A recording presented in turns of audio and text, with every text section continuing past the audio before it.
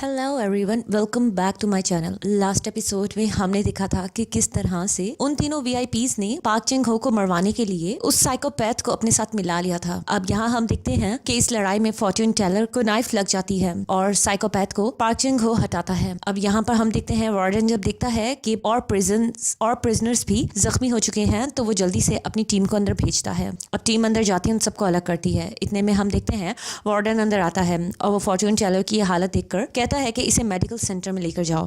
यहाँ पार्क चिंग हो वार्डन को कहता है कि तुमने अच्छा नहीं किया है, तुमने वीआईपीज को चुना है और मुझे रिजेक्ट करके तुमने ठीक नहीं किया है। सीन शिफ्ट होता है और हमें यहाँ दिखाया जाता है कि फॉर्च्यून टेलर को ट्रीटमेंट दिया जा रहा होता है और यहाँ पर अब वार्डन उसके पास आता है और उसे आके कहता है कि तुम कैसे फॉर्च्यून टेलर हो, तुम्हें क्या अपने भविष्य का नहीं पता था। फिर हम देखते हैं फॉर्च्यून टेलर वार्डन को इशारा करता है, वो उसके कान के करीब आता है और वो उससे कोई बात कहता है जो कि अभी रिवील्ड नहीं हुई है। And then friends, next scene में हमें दिखाया जाता है कि इस लड़ाई की वजह से अब सारे प्रिजनर्स को सॉलिटरी में रखा जाता है, उन्हें सजा दी जाती है। बट यहाँ हम देखते हैं कि अब सोल्जर आता है और पार्क चिंग हो और उसके साथी को सॉलिटरी से निकाल के लेके जाता है। बट यहाँ हम देखते हैं पार्क चिंग हो यहाँ मेडिटेट कर रहा होता है और सोल्जर उसे डर से देख रहा होता है। अब यहाँ बाकी सारे प्रिजनर्स ये शोर मचाने लग जाते हैं कि हमें भी बाहर निकाला जाए, हमें यहाँ क्यों रखा जा रहा है। सीन शिफ्ट होता है, हम वार्डन को देखते हैं, वो वीआईपीज के पास जाता है तो वीआईपीज उसे बहुत ज्यादा गुस्सा करने लग जाते हैं कि अच्छा भला पार्क चिंग हो मरने ही वाला था, तुमने अपनी टीम भेज दी। वो उस पे गुस्सा कर रहे होते हैं कि हमने तुम्हें इसके पैसे भी दिए थे। वो कहता है कि मैं तुम्हें पैसे वापस कर दूंगा अगर मामला और बढ़ता तो इस तरह और प्रिजनर्स मरते और इन्वेस्टिगेशन होती और लास्ट में तुम तीनों का नाम निकल आता और इस तरह गोंग जी हुन को पता चल जाता कि ये तुम तीनों ने करवाया है तो तुम तीनों फंस सकते थे।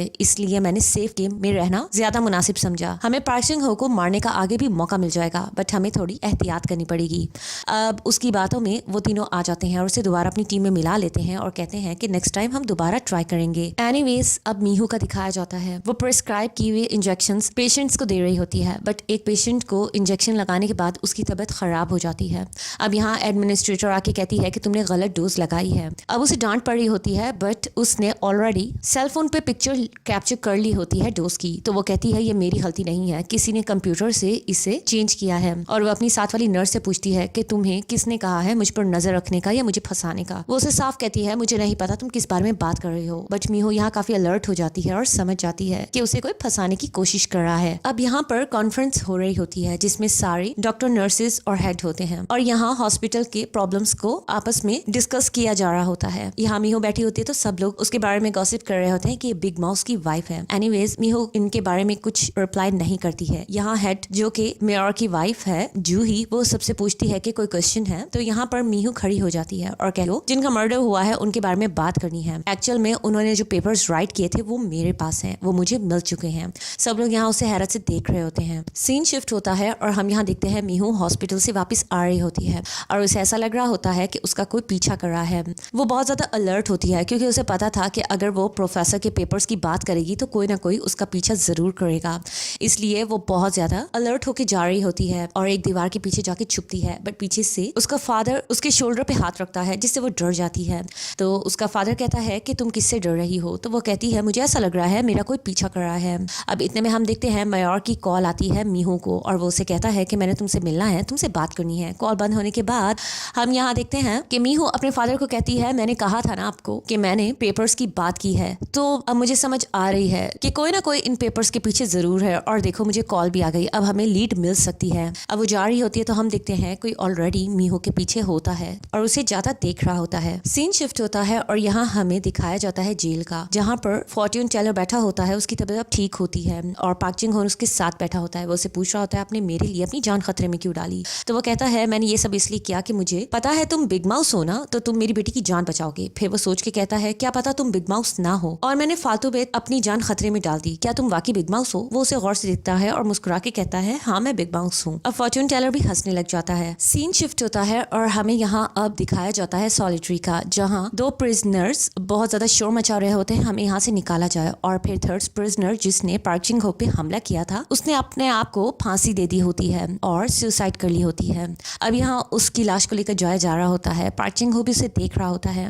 तो यहाँ वार्डन निकल के कहता है कि अजीब बात है, इसने सुसाइड कर ली जिसने तुम पर हमला किया था। वो इसे ये बात कह के आगे चला जाता है। यहाँ पार्क चिंग हो भी परेशान खड़ा होता है। And then friends, next scene में हमें दिखाया जाता है मेयर का, जो मीहू से मिलने आता है और आके एक स्ट्रेट फॉरवर्ड उन पेपर्स के बारे में बात करता है और पूछता है कि क्या सच में तुम्हारे पास वो पेपर्स हैं। तो वो कहती है कि मैंने जान के झूठ बोला था, मेरे पास कोई पेपर्स नहीं है। मैंने इसलिए ये बात की थी कि जो इन पेपर्स के पीछे होगा वो जरूर मुझ तक पहुंचेगा और इस तरह मुझे अपने हस्बैंड के लिए कोई लीड मिल जाएगी ताकि हम केस सॉल्व कर सकें। अब मेयर उससे कहता है तुम अपने हस्बैंड पे इतना भरोसा क्यों करती हो सकता है वो तुम्हारे आगे भी एक्टिंग कर रहा हो और रियल में बिग माउस हो। तो वो कहती है नहीं, मुझे अपने हस्बैंड पे ट्रस्ट है, वो ऐसा नहीं कर सकता है क्योंकि वो मेरा हस्बैंड है। अब यहाँ वो कहती है कि मुझे तो कुछ और शक हो रहा है, मुझे आपकी वाइफ पे शक हो रहा है क्योंकि उस हॉस्पिटल में DNR ऑर्डर का प्रॉब्लम चल रहा है। आई थिंक प्रोफेसर ने उस बारे में उस पेपर्स में कुछ लिखा जरूर होगा। अब यहाँ पर प्रोफेसर कहता है इसका मतलब साफ ये है कि तुम मेरी वाइफ पर शक कर रही हो। तो वो कहती है हाँ, मेरा शक तो उसी पे जा रहा है। तो उसका हस्बैंड कहता है वो ऐसा कुछ नहीं कर सकती है। मीहू कहती है कि आप इतना विश्वास उस पर क्यों कर रहे हो। तो वो मीहू के ही रिप्लाई में उसे कहता है जैसे तुम अपने हस्बैंड पे भरोसा करती हो, मैं भी अपनी वाइफ पे भरोसा करता हूँ और मैं इसे जानता हूँ। ये कहकर वो यहाँ से चला जाता है। एंड देन फ्रेंड्स, यहाँ हम देखते हैं कि अब जेल में हर जगह यही न्यूज फैली होती है कि पार्क चिंग हो पे जिसने हमला किया था उसने खुद सुसाइड कर ली क्योंकि ये बिग माउस है और उसने डर से खुद को मार डाला। अब यहाँ हम पार्क चिंग हो को देखते हैं जो अपने जेल का डॉन बना होता है, सब उसके आगे पीछे होते हैं और उसे एक बॉस की तरह ट्रीटमेंट मिल रही होती है। एंड देन फ्रेंड्स, अब यहाँ हम देखते हैं गोंग जी होन का जो मिलने आता है पार्क चिंग हो से। पार्क चिंग हो अंदर आता है तो वो कहता है कि जल्दी से मुझे बताओ कि तुम बिग माउस हो कि नहीं। अगर तुम बिग माउस हो तो मेरे $100 मिलियन वापस करो, मैं तुम्हें ये पैसे क्यों दूं। तो वो कहता है एक्चुअल में मुझे अब ये शक हो रहा है तुम बिग माउस हो ही नहीं, अगर तुम बिग माउस होते तो मुझे पैसे दे देते। तो वो कहता है मैं तुम्हें पैसे नहीं दूंगा क्योंकि उसी की वजह से मेरी जान बची हुई है, जब तक मैं तुम्हें पैसे नहीं दूंगा मैं यहाँ जिंदा रहूंगा। इस बात पे वो कहता है कि वैसे मैं कैसे मान लूं कि तुम बिग माउस हो, ऐसा करो मुझे 5 उन ड्रग डीलर्स के नाम बताओ जिनके साथ तुम ड्रग डील करते थे। अगर तुमने उन 5 के नाम मुझे सही से बता दिए तो मैं समझ जाऊंगा कि तुम रियल बिग माउस हो, और अगर तुमने मुझे ना बताया तो मैं समझ जाऊंगा कि तुम झूठ बोल रहे हो और तुम बिग माउस नहीं हो और वो तुम्हारा लास्ट डे होगा। तो बेहतर है मुझे उन 5 ड्रग डीलर्स के नाम बता देना। अब वो यहाँ इसे धमका के वहां से चला जाता है। एंड देन फ्रेंड्स, अब पार्क चिंग हो जाते हुए गार्ड को मारता है और साथ में उससे सेल फोन निकालता है और फोन करता है मेयर का और उसे कहता है कि मुझे तुम्हारी हेल्प चाहिए, मुझे उन ड्रग डीलर्स के नाम चाहिए जिन्हें पार्क चिंग हो ड्रग देता था। अगर मैंने वो नाम नहीं दिए तो गोंग जी होन मुझे मार डालेगा, तो प्लीज मुझे ये 5 नाम चाहिए। अब यहाँ पर मेयर को तो पता होता है कि कौन से ड्रग डीलर्स हैं क्योंकि उसे उसके इन्वेस्टिगेटर ऑफिसर ने डायरी दी थी, बट वो उसे कुछ नहीं बताता है, फोन बंद कर देता है। इतने में हम देखते हैं कि बाकी वार्डन पूछता तुम क्या कर रहे थे, तो वो उसे फोन दे देता है। अब यहाँ हम देखते हैं कि मेयर को कुछ शक होता है अपने उस इन्वेस्टिगेटर ऑफिसर पे और वो अपने एक सेक्रेटरी को ऑर्डर देता है कि उस इन्वेस्टिगेटर ऑफिसर का और गोंग जी होन का आपस में कनेक्शन पता करके मुझे अच्छे से बताओ। अब यहाँ पर हम देखते हैं कि वार्डन अंदर आता है तो वो सारे प्रिजनर्स परेशान होते हैं, उनका हशर हो चुका होता है डर से कि कहीं पार्क चिंग हो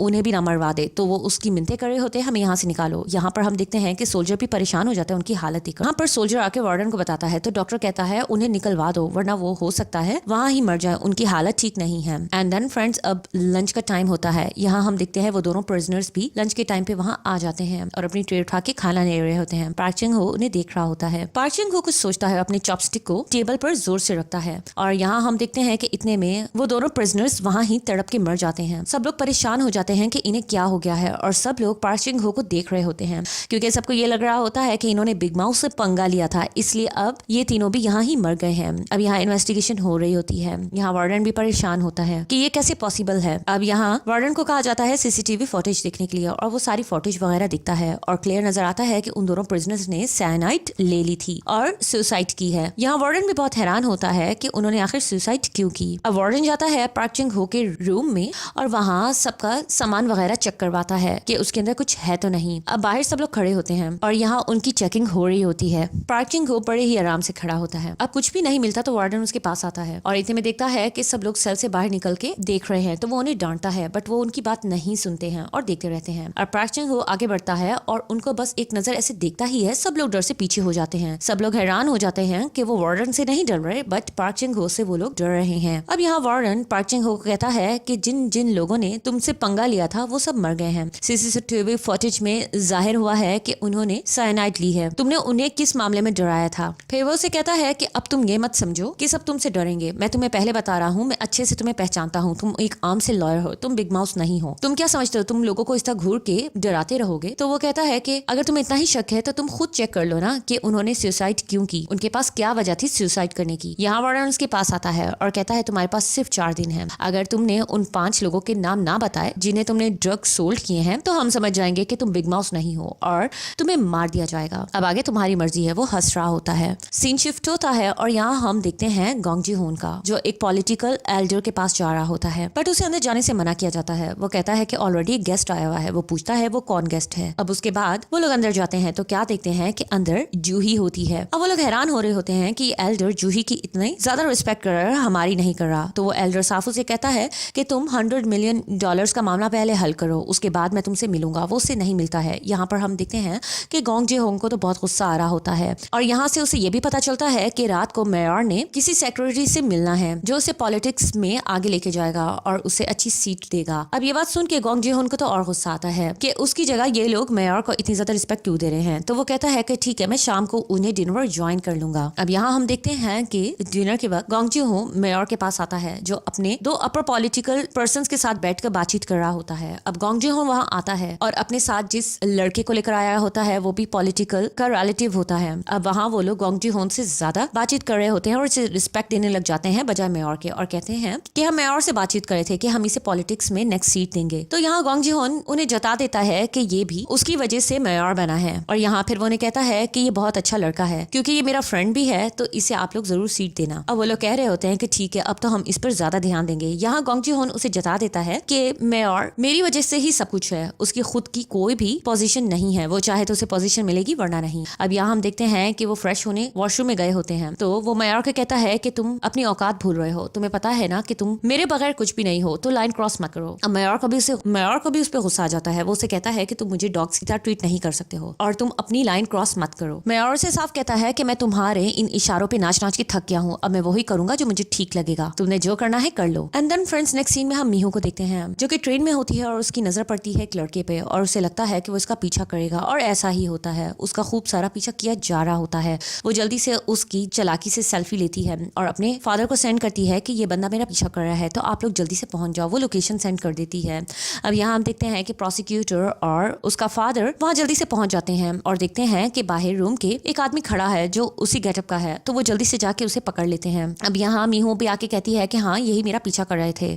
अब उसका मास्क उतरता है तो पता चलता है कि वो मेयर का सेक्रेटरी था। वो बता देती है ये तो मेयर का जानने वाला है। एंड देन फ्रेंड्स, हम यहाँ मेयर का देखते हैं जिसे पता चल जाता है कि उसका इन्वेस्टिगेटर ऑफिसर उससे धोखा दे रहा है। वो सारी पिक्चर्स देख लेता है और इतने में मीहू की कॉल आती है और वो कहती है कि तुम्हारा सेक्रेटरी मेरे पास है, वो पकड़ा गया है मेरा पीछा करते हुए, तो तुम्हें मुझे यहाँ आकर इसके बारे में आंसर करना पड़ेगा। अब यहाँ हम देखते हैं कि वो वही डायरी उठाता है और उसमें से 5 नाम सिलेक्ट करता है जिन्हें बिग माउस ड्रग डील किया करता था। अब मेयर आता है और मीहू से पूछती है कि तुमने मुझे फॉलो क्यों करवाया। तो वो कहता है तुमने मेरा फॉलो क्यों करवाया। तो वो कहता है कि तुमने जो पेपर्स के बारे में सबके सामने ये बात की थी तो मैं तुम्हारी प्रोटेक्शन के लिए ये सब कर रहा था। मुझे लग रहा था कि तुम्हारा पीछे जरूर कोई करेगा, तो इसलिए मैंने ये सब किया। वो हंसती है और कहती है कि मैं तुम पे कैसे बिलीव करूं। वो कहता है मेरी इंटेंशंस बुरी नहीं है। फिर वो उसे वही 5 नेम देता है और कहता है ये अपने हस्बैंड को कल जाना और दे देना, फिर तुम्हें वो खुद बता देगा। अब यहाँ हम देखते हैं कि मीहू आई होती है पार्क चिंग हो को विजिट करने। वो जैसे ही आता है वो उसके गले लगती है। पार्क चिंग हो प्रोसिक्यूटर को इशारा करता है कि तुम्हें बाहर निकलना चाहिए। वो बाहर चले जाता है। यहाँ हम देखते हैं कि मीहू उसे पूछने लग जाती है तुम ठीक तो हो ना। फिर वो उसे वो नेम्स देती है। वो उन पेपर्स पे वो नेम्स पढ़ता है और कहता है कि मुझे फोन दो। फिर वो फोन लेता है और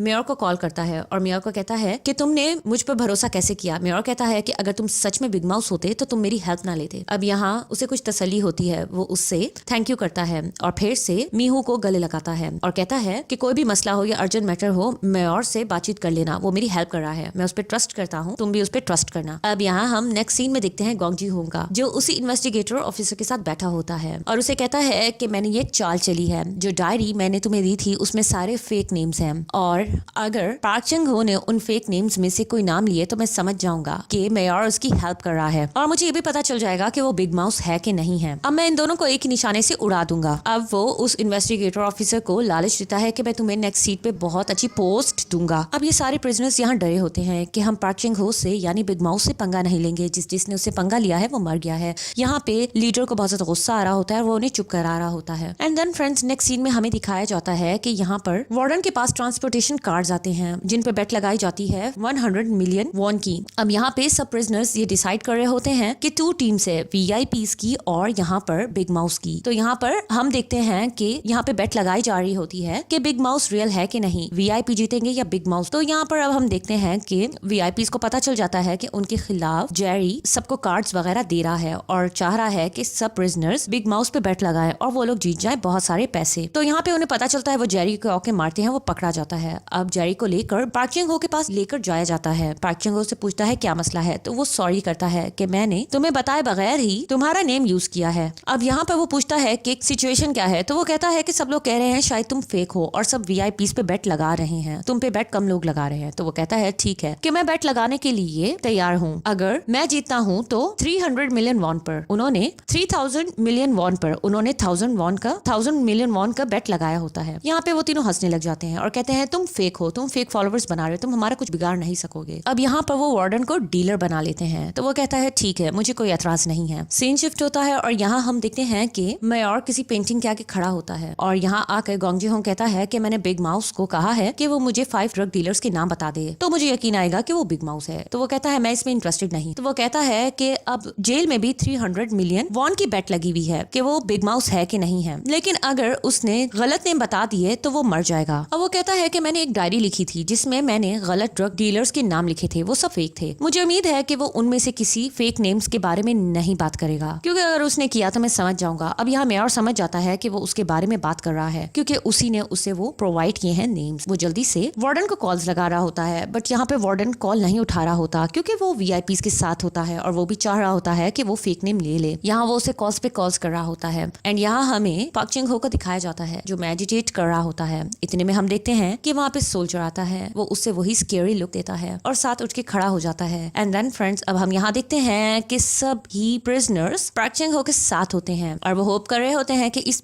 बेट को पार्क चिंग हो जीत जाए वीआईस के खिलाफ। और यहाँ वो सब लोग उसे मोटिवेट कर रहे होते हैं, क्लैपिंग कर रहे होते हैं और उसके नेम को शाउट कर रहे होते हैं। और अब वो बहुत कॉन्फिडेंटली अपनी टीम लेके आगे जा रहा होता है एज अ लीडर। और इस मोमेंट पे ये एपिसोड यहाँ ही खत्म हो जाती है।